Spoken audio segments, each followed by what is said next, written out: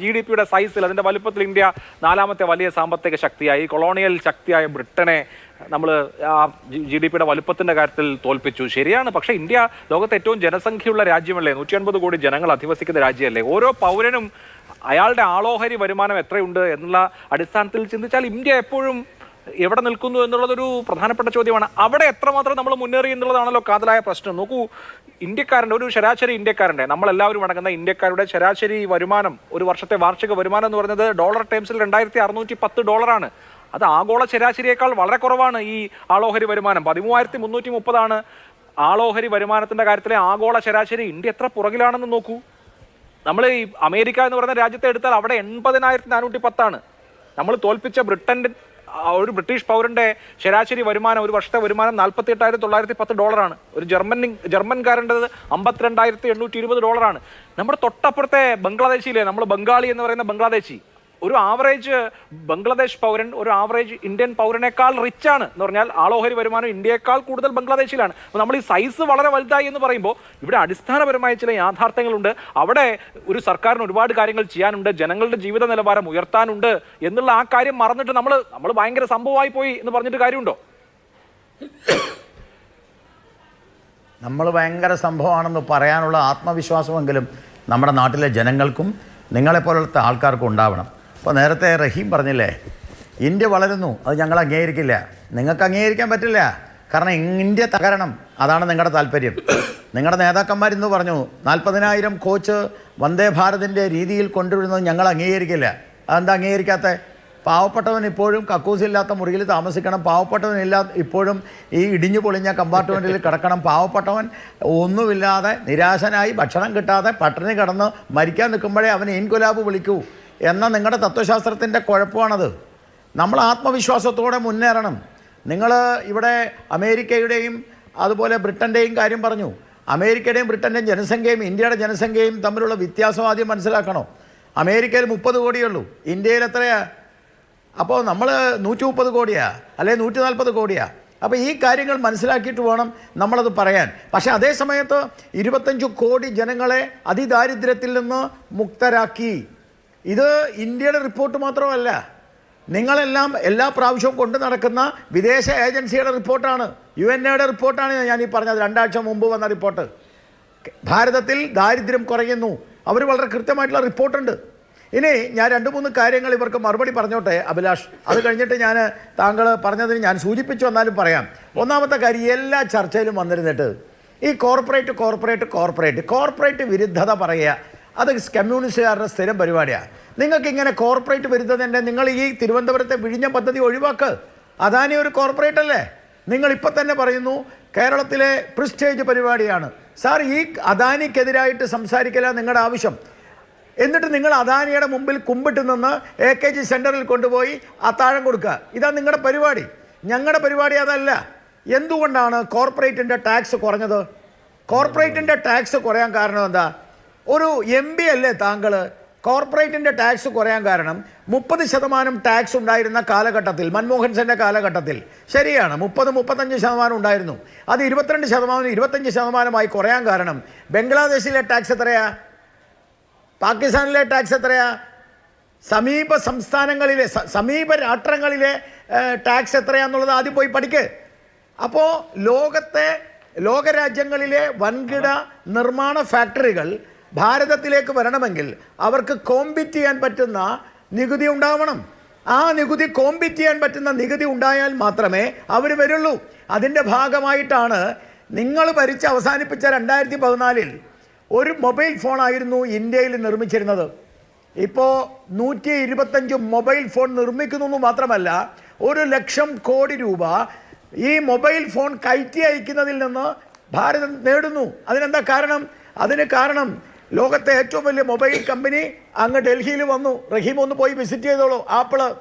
ഇനി ഞാൻ ഒരു കാര്യം പറയാം. രണ്ടാമത്തെ കാര്യം, എൻ്റെ സുഹൃത്ത് മിസ്റ്റർ ആൻ്റണി, ഞാൻ അദ്ദേഹത്തോട് വളരെ വിനീതമായി ചോദിക്കുകയാണ്, താങ്കൾ ഇന്ന് ഈ ബജറ്റ് പ്രസംഗത്തിൽ ഉണ്ടായിരുന്നില്ലേ?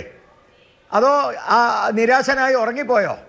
നിരാശനായി ഉറങ്ങിയിട്ടില്ലെങ്കിൽ നിർമ്മലാ സീതാരാമൻ കഴിഞ്ഞ 10 വർഷത്തെ നേട്ടം മുഴുവനും എണ്ണമിട്ട് കൃത്യമായി നിരത്തിയിരുന്നു. താങ്കൾ കേൾക്കാതെ പോയി. എന്നിട്ടിപ്പോൾ താങ്കൾ ഇവിടെ വന്ന് പറയാണ് ഈ സംസ്ഥാനത്തിന് കൊടുക്കുന്ന വിഹിതം 49%, കേന്ദ്രം 51% കയ്യിലെടുക്കുന്നു. താങ്കളൊരു MP അല്ലേ സാർ? താങ്കൾക്ക് ഈ ഡെവല്യൂഷനെ കുറിച്ച് അറിയില്ലേ? ഡെവല്യൂഷൻ ഉണ്ടാക്കിയത് മോദിയാണോ? ഡെവല്യൂഷൻ ഉണ്ടാക്കിയത് നെഹ്റുവിൻ്റെ സർക്കാരാ? നിങ്ങൾ ഏത് രീതിയിലായി സംസാരിക്കുന്നത്? ബേസിക് ആയിട്ടുള്ള കാര്യം അറിയില്ല എന്ന് ഞാൻ പറയില്ല, പക്ഷെ ബേസിക് ആയിട്ടുള്ള കാര്യം ആളുകളെ തെറ്റിദ്ധരിപ്പിക്കരുത് എന്നാണ് ധനകാര്യ കമ്മീഷൻ ഉണ്ടായത്. ആ ധനകാര്യ കമ്മീഷൻ ഡെവല്യൂഷനിൽ എത്ര പെർസെന്റേജ് ആരാ ഉണ്ടാക്കിയെന്നുള്ളത് നിങ്ങൾ പോയി പഠിച്ചു. ഒറ്റ സെക്കൻഡ് എനിക്ക് ചോദ്യം. ധനകാര്യ കമ്മീഷൻ പണ്ട് മുതലേ ഉള്ളതാണ്, ഇതുപോലെ റവന്യൂ ഷെയറിംഗ് ഉള്ളതാണ്. പക്ഷേ നീതി ആയോഗിന്റെ CEO കഴിഞ്ഞ ദിവസം ഒരു വെളിപ്പെടുത്തൽ നടത്തിയിരുന്നു. സംസ്ഥാനങ്ങൾക്കുള്ള നികുതി വിഹിതം കുറയ്ക്കാൻ ധനകാര്യ കമ്മീഷന് മേൽ പ്രധാനമന്ത്രി നരേന്ദ്രമോദി സമ്മർദ്ദം ചെലുത്തിയെന്ന് പറഞ്ഞത് വേറെ ആരുമല്ല, രാഷ്ട്രീയക്കാരല്ല, പ്രതിപക്ഷ നേതാക്കളല്ല, സംസ്ഥാന മുഖ്യമന്ത്രിമാരല്ല, നീതി ആയോഗിന്റെ CEO ആണ്. ഒരു പ്രധാനമന്ത്രി അങ്ങനെ ധനകാര്യ കമ്മീഷന് മേൽ സംസ്ഥാനങ്ങൾക്ക് കൊടുക്കുന്നത് കുറയ്ക്കണമെന്ന് സമ്മർദ്ദം ചെലുത്താൻ പാടുണ്ടായിരുന്നോ? ഞാൻ തിരിച്ചു ചോദിക്കാം. നിലവിലുണ്ടായിരുന്ന, അതായത് ഭാരതീയ ജനതാ പാർട്ടി അധികാരത്തിൽ വരുന്ന 2014 കാലഘട്ടത്തിന് മുമ്പ് ധനകാര്യ കമ്മീഷൻ കൊടുത്ത ഡെവല്യൂഷൻ എത്രയാ? അതൊന്ന് കേൾക്കട്ടെ ഞാൻ. 50% താഴെ കേന്ദ്രവും 50% മുകളിൽ സംസ്ഥാനമായിരുന്നോ? അല്ലല്ലോ. വർത്താനം പറയരുത്. താങ്കൾ പറഞ്ഞ വാദം കോൺട്രാഡിക്ടറിയാണ്. ധനകാര്യ കമ്മീഷൻ ഓട്ടോണമസ് ആയി അല്ലെങ്കിൽ വളരെ സ്വതന്ത്ര സ്വഭാവത്തിൽ അവരാണ് ഈ വിഹിതം തീരുമാനിക്കുന്നത് എന്ന താങ്കളുടെ വാദം അവിടെ ഉണ്ടല്ലോ. അപ്പോ ധനകാര്യ കമ്മീഷന്റെ മേൽ പോലും സമ്മർദ്ദങ്ങൾ വരാം അല്ലെങ്കിൽ സ്വാധീനങ്ങൾ വരാം എന്നാണ് ഞാൻ പറഞ്ഞത്. അതിനെ കോട്ട് ചെയ്തത് നീതി ആയോഗിന്റെ CEO സുബ്രഹ്മണ്യത്തെയും. മുൻകാലങ്ങളിൽ കൂടുതൽ വിഹിതം സംസ്ഥാനം കൊടുത്തോ ഇല്ലയോ എന്നുള്ളതല്ല അവിടുത്തെ തർക്കം. അഭിലാഷേ, എന്നെ ഒന്ന് പറയാൻ അനുവദിക്കുക. ഞാൻ സംസാരിക്കുന്നത് ആദ്യം ആന്റോ ആന്റണി അദ്ദേഹത്തിന് മറുപടിയാണ്. അദ്ദേഹം കൃത്യമായിട്ടുള്ള പെർസെൻറ്റേജ് വെച്ച് പറഞ്ഞു. ഞാൻ ചോദിക്കുന്നത് 2014 മുമ്പ് സംസ്ഥാനത്തിന് 50% കൂടുതൽ കൊടുത്തിരുന്നോ? നിങ്ങൾ വായിക്കപ്പാൻ, നിങ്ങൾ പഠിച്ചിട്ട് പറ. ഞാനിത് മുഴുവൻ പഠിച്ചിട്ടാണ് നിങ്ങളോട് സംസാരിക്കുന്നത്. ഇന്ത്യയുടെ ചരിത്രത്തിൽ ഈ രീതിയിൽ ഡെവല്യൂഷനിൽ സംസ്ഥാനത്തിന് കുറവാണ്. അമേരിക്കയിൽ മാത്രമേ ഉള്ളത് കൂടുതൽ. ലോകരാജ്യങ്ങളിൽ ഇന്ത്യയിൽ സംസ്ഥാനങ്ങൾക്കുള്ള വിഹിതം കുറവാണ്. അതിൻ്റെ കാരണം കാണിച്ചിരിക്കുന്നത് പട്ടാളത്തിൻ്റെയും ഫോറിൻ ഡെവലപ്മെൻറ്റ്സിൻ്റെ കാര്യത്തിലാണ്, ഫോറിൻ അഫയേഴ്സിൻ്റെ കാര്യത്തിലാണ്. അതറിയാതെ വന്നിട്ട് ഇപ്പം മോദിയാണ് ഇങ്ങനെ ആക്കിയതെന്ന് പറയുന്നത് ഒരു മാനക്കേടല്ലേ? നിങ്ങളൊരു MP അല്ലേ? എന്നിട്ട് ഇപ്പോൾ പറയാ കേരളത്തിന് എന്തെങ്കിലും ചെയ്തോ? കേരളത്തിന് ചെയ്തു സാർ. നിങ്ങളുടെ രാഹുൽ ഗാന്ധിയുടെ പ്രൈവറ്റ് സെക്രട്ടറിയെ പോലെ രാഹുൽ ഗാന്ധിയുടെ ചെവിട്ടിൽ കാര്യങ്ങൾ മന്ത്രിച്ച് നടക്കുന്ന നിങ്ങളുടെ വേണുഗോപാലില്ലേ? ആ വേണുഗോപാൽ ആലപ്പുഴയിൽ അദ്ദേഹം MP ആയിട്ട് അദ്ദേഹം മന്ത്രിയായിരുന്നില്ലേ? ബൈപ്പാസ് കൊണ്ടുവന്നോ? എൻ്റെ ചോദ്യം അതാ. ബൈപ്പാസ് കൊണ്ടുവന്നോ? കുറെ കൊല്ലം നിങ്ങൾ ഭരിച്ചില്ലേ? ആലപ്പുഴ അടക്കമുള്ള ഈ കേരളത്തിലെ ബൈപ്പാസ് ആരാ കൊണ്ടുവന്ന? ആ ബൈപ്പാസിന്റെ നിർമ്മാണം പൂർത്തീകരിച്ചത് ആരാ? ഞാൻ സംസാരിക്കട്ടെ. ഞാൻ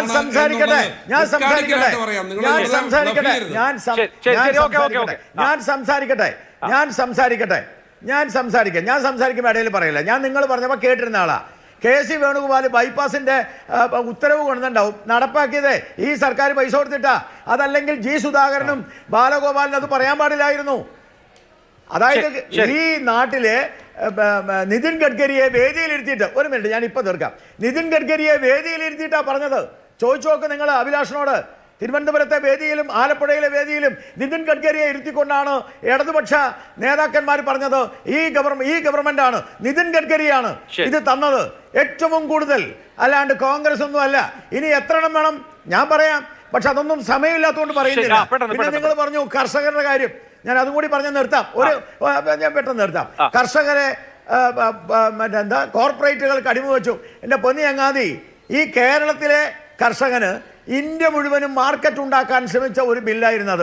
ആ ബില്ല് നിങ്ങൾ പഞ്ചാബിലെ ചില മണ്ടികൾക്ക് വേണ്ടി അവരുടെ പിന്നാലെ പോയിട്ട് ആ മണ്ടികളുമായി ബന്ധപ്പെട്ട് നിങ്ങളുണ്ടാക്കിയ സമരം, പിന്നെ അത് ഖാലിസ്ഥാനുമായി ബന്ധപ്പെട്ട് സമരം വേറെ രീതിയിൽ പോകണ്ടെന്ന് വെച്ചിട്ടാണ് ആ ബില്ല് ഞങ്ങൾ മാറ്റിയത്.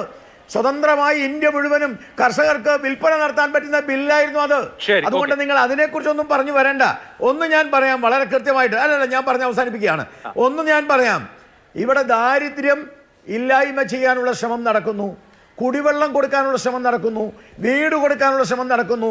3.5 കോടി വീട് കൊടുത്തു, 6.8 കോടി വീടുകളിൽ ജലം കൊടുത്തു, 50 ലക്ഷം വീടുകളിൽ സൗജന്യ ചികിത്സ കൊടുത്തു. ഇനി ഇതിനപ്പുറത്തൊന്ന് പറയാം, 10 പൈസ കിട്ടില്ല. 10 പൈസ കട്ടിട്ടില്ല. അതുകൊണ്ട് നെഞ്ച് നിവർത്തി ഞങ്ങൾ ചോദിക്കുന്നു ജനങ്ങളോട്, പാവപ്പെട്ടവരുടെ കാര്യം പറയുകയും അവരുടെ പോക്കറ്റിൽ നിന്ന് പൈസ അടിച്ചു മാറ്റുകയും ചെയ്ത കോൺഗ്രസിനെയും ഇടതുപക്ഷത്തെയും അടിച്ചു മാറ്റി. ഒരു കാര്യം കൂടി പറഞ്ഞാൽ നിർത്താം. റഹീമിന്റെ ബഹളം കേട്ടാൽ പാവപ്പെട്ടവൻ മുഴുവനും റഹീമിന്റെ കൂടെയാ. പക്ഷെ ഇന്ത്യയിൽ നോട്ടയ്ക്ക് താഴെയാ നിങ്ങളുടെ വോട്ട്, നോട്ടയ്ക്ക് താഴെ. എന്താ കാരണം? പാവങ്ങളെ പറ്റിച്ച് അവർ ചെരുപ്പ് കൊണ്ടടിച്ച് നിങ്ങളെ പുറത്താക്കി. ശരി, ഓക്കെ. എന്തായാലും പൈസ കക്കാതെ നിൽക്കുന്ന കാരണം. ശരി, ഇനി അടുത്ത അവസരത്തിൽ തരാം. ഞാൻ നേരത്തെ പറഞ്ഞ വാർത്ത എന്റെ കയ്യിലുണ്ട്. ഇപ്പൊ 2014 പ്രധാനമന്ത്രിയായി ചുമതലയേറ്റതിന് പിന്നാലെ സംസ്ഥാനങ്ങൾക്കുള്ള നികുതി വിഹിതം വെട്ടിക്കുറയ്ക്കാൻ ധനകാര്യ കമ്മീഷനോട് നരേന്ദ്രമോദി ആവശ്യപ്പെട്ടിരുന്നതായി നീതി ആയോഗ് CEO BVR സുബ്രഹ്മണ്യത്തിന്റെ വെളിപ്പെടുത്തൽ. അത് ഇതിപ്പോ ആ തർക്കത്തിലേക്ക് പോകണ്ട. പക്ഷെ ആന്റണി അതൊക്കെ ഉണ്ടാവുമെന്ന് അതൊക്കെ ഉണ്ടാകുമെന്നല്ല, അങ്ങനെ ഉണ്ട്. അപ്പൊ ആന്റണി ഇവിടെ ഇപ്പോ എങ്ങനെ ഞങ്ങളുടെ പത്രവാർത്ത വെറുതെ വന്നല്ല, CEO പറഞ്ഞാണ്, നീതി ആയോഗിന്റെ CEO BVR സുബ്രഹ്മണ്യം. അത് അറിയാലോ. ഞാൻ ആന്റണി പറഞ്ഞതിനെ ശരി.